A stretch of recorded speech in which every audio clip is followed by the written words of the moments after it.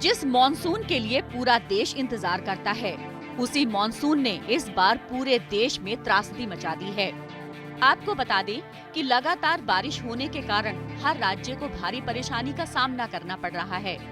इस बार 5% से भी अधिक बारिश होने के कारण राज्यों में बाढ़ जैसे हालात पैदा हो गए हैं। गुजरात, राजस्थान, ओडिशा, पश्चिम बंगाल, असम और झारखंड में मॉनसून की बारिश जमकर हुई है, जिसका खासा असर गुजरात और राजस्थान पर दिखाई दे रहा है।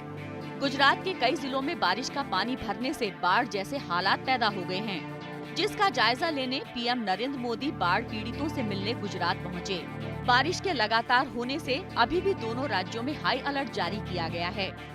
इसके अलावा और भी राज्यों में मौसम विभाग ने तेज बारिश का अनुमान लगाया है। जी हां, विभाग ने 25 से 29 जुलाई तक दक्षिण पश्चिम राजस्थान में भारी बारिश होने की आशंका जताई है।